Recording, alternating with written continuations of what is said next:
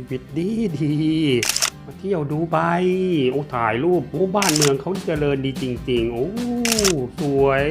ถ่ายรูปเก็บไว้สวยเยี่ยมเลยที่นี่โอ้ยเป็นอะไรเนี่ยปวดท้องโอ้ยไปกินอะไรมาเนี่ยอาหารดูไบทำพิษซะแล้วโอ้ยทำไงเนี่ยนี่เขาบอกมีสายด่วนรถพยาบาลดูไบ998กดนี่นะ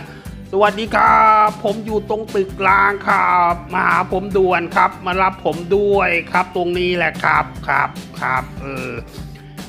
ดีมีรถพยาบาลด้วยโอ้ยสายด่วนนะรถพยาบาลดูไบเดี๋ยวคอยดูนะจะมาเร็วขนาดไหนนะโอ้เดี๋ยวขยับมานั่งตรงนี้หน่อยเดี๋ยวโดนรถทับนะมาหรือยังโอ้โหดูมาแล้วโอ้โห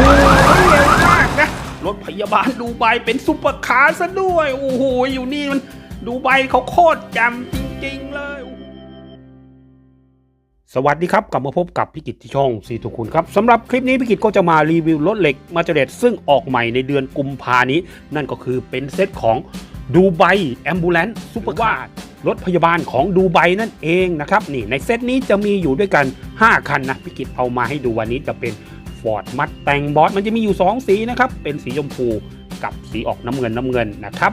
มาดูที่แพ็คนะครับแพ็คเขาก็จะเขียน World Wide Web Ambulance นะครับนี่นะครับ3ปีขึ้นไปสายด่วนรถพยาบาล998 Ambulance นะครับนี่ครับก็เป็นภาพ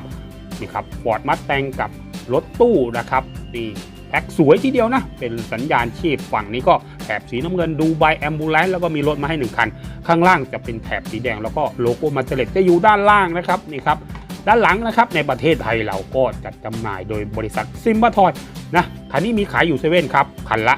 159 บาทโอ้โหราคาแรงทีเดียวนะลิขสิทธิ์ดูไบเขาก็แพงทีเดียวครับมาดูเลยครับนี่ครับเป็น Ford Mustang Boss นะครับเนี่ยมาดูที่ใต้ท้องรถครับFord Mustang Boss มาเจเลตนะครับอัตราส่วน1:61 Made in Thailand ครับนี่ครับมาดูด้านหน้าครับนี่ด้านหน้าเราก็จะเห็นโลโก้ของ Ford Mustang นะครับไฟหน้ากระจังหน้าสวยเลยครับนะโลโก้นะครับตัวนี้มีโลโก้ Ambulance นะตัวรถฝากระโปรงจะเป็นสีชมพูสลับกับสีขาวแล้วก็เป็นภาพสัญญาณชีพนะนี่ครับโอ้โหสวยทีเดียวนะนะครับนะ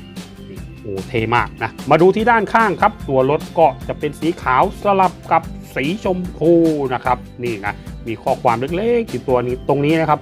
always in safe hand นะก็ประมาณว่าปลอดภัยอยู่ในมือของฉันนะเมื่อคุณมาอยู่ในมือของฉันคุณจะปลอดภัยเสมออะไรประมาณนี้นะครับด้านข้างนะนี่ตัวนี้จะมีข้อความว่า female responder แล้วก็เป็นรูปสุภาพสตรีตรงนี้นะครับ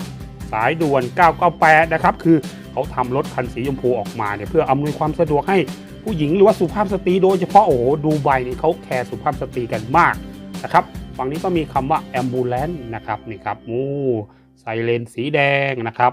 นี่ด้านหลังก็มีโลโก้นะครับโลโก้ของ Ford Mustang แล้วก็ไฟท้ายครับตรงนี้นะน่าเก็บอีกแบบหนึ่งของ Ford Mustang เลยครับนี่นะโอ้โหสวยสีชมพูนะก็ค่อนข้างแรงครับค่อนข้างมีน้ำหนักสำหรับ Ford Mustang คันนี้นะระบบโชคอัพนี่ก็โอ้โหดีใช้ได้เลยครับ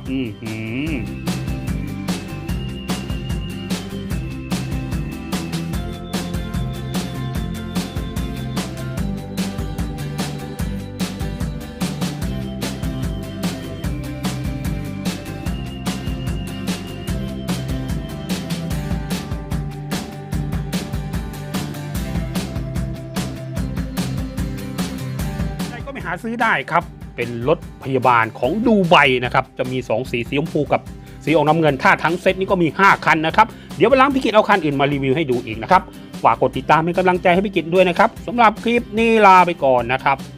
สวัสดีครับ